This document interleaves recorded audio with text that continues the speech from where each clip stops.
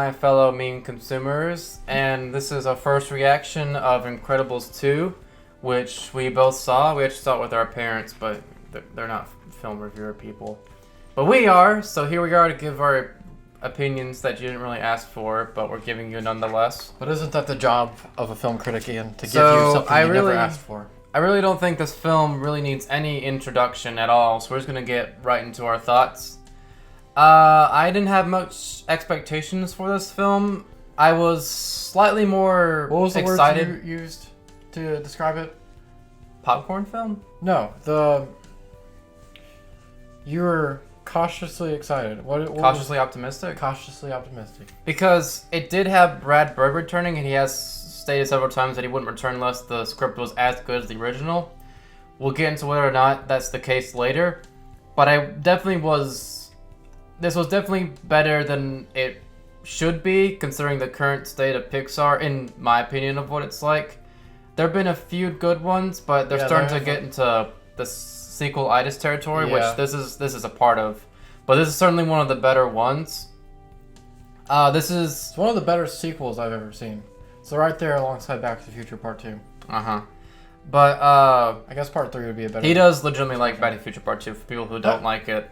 Well, why wouldn't you like Back to the Future Part 2? That's the real question. You people out there have a problem if you don't like Back to the Future Part 2. Anyway, that's a different review. Let me forget what I was talking about. You're talking about sequelitis and how this is better than the average Pixar sequel. Oh, you think that actually reminded me of what I was going to say. So I wasn't surprised when after this film I looked up Brad Bird and he said that he described this as a popcorn film, because it most certainly is. Like, this is just a fun movie. If you came here for the emotions of the first one, you're not going to get that. There is, like, 100% less suicide attempts than in the first film, which... There's a murder in this movie, though. And then... No, there was. There's a flashback murder. Yeah. That still counts. Whatever. I don't know if that counts as spoilers, so we won't talk about what it is. It's not any of the main characters, just so you know. Don't worry about it. Yeah. Just don't worry about it. Yeah. It's not a spoiler. But yeah, it's certainly a lot lighter than the first film, and a lot lighter than really any Pixar film that I can think of. That is a good point. I never Except thought about for that. like even Toy Story 2 has the one scene with Jessie. So yeah, this is probably the lightest lightest Pixar film. Yeah, I felt like I was closer to crying in the short that came before it than in the actual movie. Oh yeah, we're not gonna get too much in the short. Yeah, I liked it, but we're not gonna talk about it. It was good.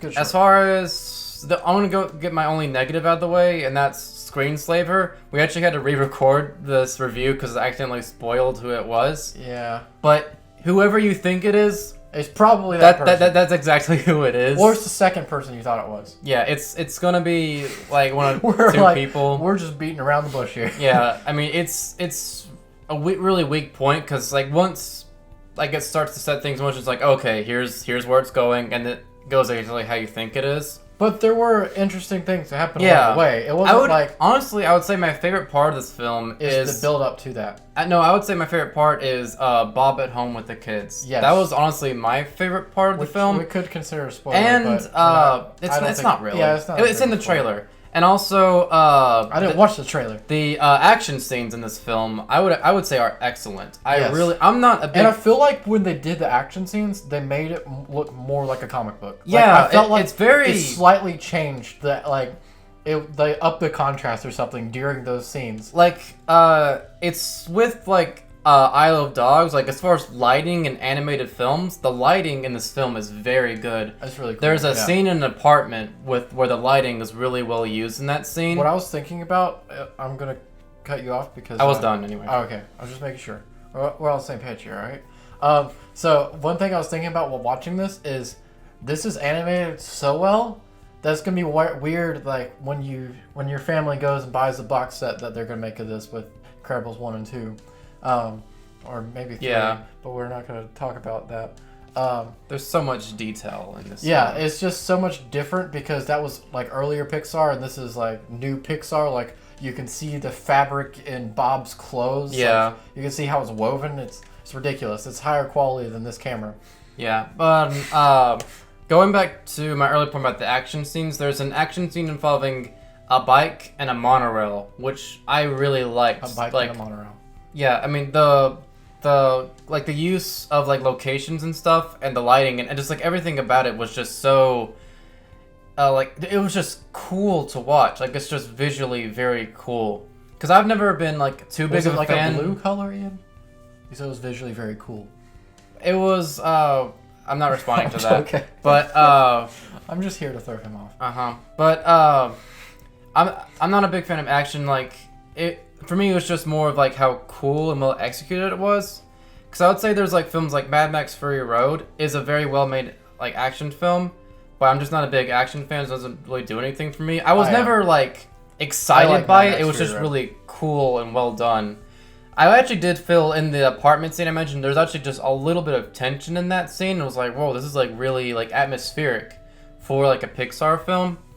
And Pixar sound like they make bad movies. They make great movies. They just make some bad ones in between. For recent, like, okay. Yeah. And even so, I'd say like I've never really felt like tense in a Pixar film. Have you? Like it's very tense. But I guess there's. Wait, Woody, Jesse, trying to get on the airplane in Toy Story 2. That's tense. Because Bullseye can run as fast as a plane, but whatever. That's not important. Still my favorite Pixar film. But crap. What was I talking? I think I was done talking about whatever I was talking about. So I mentioned Screensaver as my only negative aspect. It's very predictable. It's not as predictable as the name would suggest. Okay, I'm gonna say this because it's not a spoiler because it didn't happen. I was really glad that they did not, because I think this is set in like the 60s. This is set in like comic book era. I'm pretty sure because it's old technology. It's you know. It's like. It's sort of. Yeah, it's weird. It's like so. It what follows. I was really scared of when I heard Screenslaver is that they're gonna make this a PSA, like get off your phones, like the whole like sheeple thing, you know, like the whole everybody's always looking at their phones. I thought that was gonna happen. It did go into that a little bit, but it's not like a big thing. There's like one line in the film. Yeah. Also, but Grant, is this film feminist propaganda? There was a little bit of it. There was a little bit of it. I mean, it's whatever. There was a lot of propaganda. Like, even if it was, like, who cares? It's well made. I like it. Well made for this propaganda. But there was, I think there was something else I was going to mention. They introduced a bunch of new characters who were just, there was one that had a cool power, and that was like it. Like the rest of them were just kind of like they all were like dumb. I think I know which one you. Well, yeah, but they're like new supers. Yeah. They're barely in the film, but it's just like... I got scared for a second there because I almost said a spoiler after that. But, yeah. I liked the new addition of Bob Odenkirk. He's not in the film a lot. Bob Odenkirk was perfect for this character. Yeah. He works really well. If you watch Better Call Saul, then... Well, or Breaking Bad, I guess. But I like him better in Better Call Saul. I think that's all we have to say. Wait, so can we talk about... A couple thoughts? of changes that they made from, 14 years ago, like a addition to the voice cast. Sure, but quickly. I can't remember his name, his actual name. In the film, or are we talking about the Dicker character? Yes. I'm talking about the original voice actor because I don't remember who it was. I'm talking about the new voice actor. No, I don't remember. All right. Well, it's the old guy from Breaking Bad. Yeah, he's also in Better Call Saul. He's Mike from Breaking Bad. Mike from Breaking Bad. I don't know his real name. For that role. Like, if there's going to be somebody to replace that character, that voice actor, it was definitely a good choice. I still like the original voice actor who unfortunately died this year. It's kind of sad. And he did character design for almost like all of their early films, like up till Ratatouille. But I mean, if you're going to get someone to replace him, it would be whatever his name is. Mike from Breaking Bad. Yeah. So yeah, I think that's all. Go watch the movie. It's gonna be a B for me just because of the villain and the predictability of it. I give it an A. All right, you can do that. I'll do that. Bye. I guess.